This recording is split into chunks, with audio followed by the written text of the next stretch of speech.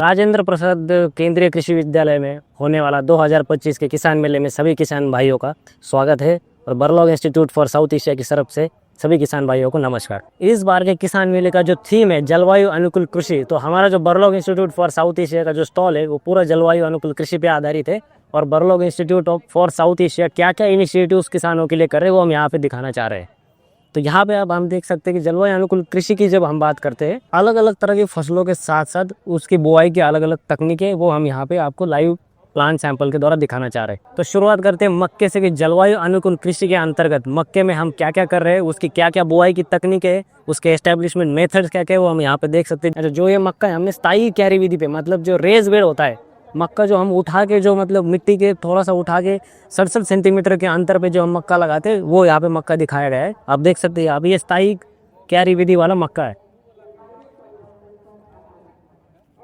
अब ये स्थायी क्यारी विधि का फायदा ये होता है कि खरीफ सीजन में जहाँ पे ज़्यादा वर्षा होती है, जहाँ पे ज़्यादा पानी होता है, ऐसी स्थिति में ज़्यादा पानी के संचय से बचाने में ये मक्के को मदद करता है। और जहाँ पे सूखा होता है, जैसे रबी सीजन में पानी की हमें कभी कमी हो सकती है, तो ऐसे कंडीशन में पानी की अच्छी कार्य क्षमता से उसका उपयोग होने में ये रेस बेड हमें या स्थायी क्यारी विधि हमें मदद करती है। और इसमें और आप ये भी देख सकते हैं कि स्थायी क्यारी के साथ साथ हमने इस पे जो अवशेष है उसका भी यहाँ पे प्रबंधन किया हुआ है। मतलब ये जो मिट्टी हमने जिस मिट्टी में ये मक्का उगाया हुआ है, इस मिट्टी को पिछले 5 से 7 सालों से हमने जोता हुआ नहीं है। तो मतलब बिना जुताई उगाया हुआ और स्थायी क्यारी विधि में उच्च क्यारी विधि पे उगाया हुआ ये मक्का है। तो जैसे मक्का, सरसों और गेहूं की ये जो यहाँ पे पौधे लगे हुए हैं, इनसे हम ये दिखाना चाह रहे हैं कि जलवायु अनुकूल कृषि की जो हम बात करते हैं उसमें इंपॉर्टेंट चीज़ें है कि सही किस्मों का चयन, जैसे हम यहाँ पे दिखा रहे हैं गेहूं की अलग अलग किस्में, उसके बाद बुआई का सही तरीका और अवशेष प्रबंधन, ये जो 3 इंपॉर्टेंट पॉइंट्स है वो जलवायु अनुकूल कृषि में बहुत ज़्यादा मायने रखते हैं। यहाँ पे हमने रखा हुआ है कि गेहूं की जो जलवायु अनुकूल अलग अलग किस्में, उनका बीज यहाँ पे हमने किसानों के लिए देखने के लिए रखा हुआ है। अब ये जो अलग अलग किस्में है गेहूं की, हर अलग अलग तरीके से ये जलवायु अनुकूल है। कोई बाढ़ प्रतिरोधी है, कोई सूखा प्रतिरोधी है, कोई जल्दी मैच्योर हो जाता है, मतलब जल्दी पक जाती है, कोई देरी से पकता है। तो हर अलग अलग अपनी अलग अलग खासियत इन सारे गेहूं के किस्मों की वो आप यहाँ पे देखने के लिए किसानों के लिए रखा है। जब जलवायु अनुकूल कृषि की बात हो रही है और मोटे अनाजों की बात ना हो तो ऐसा हो ही नहीं सकता। तो ये जो मोटे अनाज आप यहाँ पे देख रहे हैं, इसमें से हर एक किस्म जो है किसी ना किसी तरीके से जलवायु अनुकूल है।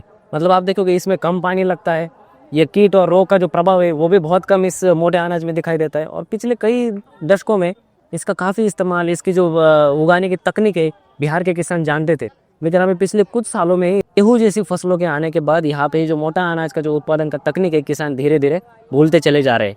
और जैसे मैंने बोला कि हर अलग अलग तरीके से ये जो मोटा अनाज है वो जलवायु अनुकूल है। तो कैसे इसमें कम पानी लगता है, इसमें रोग और कीटों के भी कम यहाँ पे इसका प्रभाव इस पे होता है। लेकिन किसानों की जो समस्या है, किसान हर बार बोलते हैं कि मोटे अनाज में उत्पादन कम आता है, इसकी उपज कम आती है। तो सही तरीके से अगर इसका प्रबंधन किया जाए तो इसकी उपज भी अच्छी आ सकती है। तो यहाँ पे आप देख सकते हैं कि अलग अलग जो मिलेट्स है, जो मोटे अनाज है यहाँ पे रखे हुए हैं। ये बार्नयार्ड मिलेट है जिसको सामा भी बोलते हैं किसान। उसके बाद ये जनेरा है, जवार है, ये भी मिलेट में आता है। उसके बाद फॉक्सटेल मिलेट है, कोनी जिसे बोलते हैं। उसके बाद बाजरा है जो राजस्थान महाराष्ट्र में काफ़ी ज़्यादा यूज़ किया जाता है, ये भी एक मिलेट है। उसके बाद फिंगर मिलेट है यानी रागी है, मडुआ है, और ये चीना है जिसकी खीर और चावल के लिए बहुत ज़्यादा जाना जाता है। और सबसे ज़्यादा खासियत जो चीना की है वो है कि ये जल्दी पको हो जाता है, मतलब 60 से 70 दिन में ही ये तैयार हो जाता है। इसके लिए किसान इसको बहुत जानते हैं। यहाँ पे हमने रखा हुआ है कुछ जो मक्के के भुट्टे रखे हुए हैं। तो ये जो है मक्का, ये स्थानीय मक्का है। ये जो मक्का है कि मतलब सैकड़ों सालों से किसानों में उसके उपज में, उनके उत्पादन में चयनित है।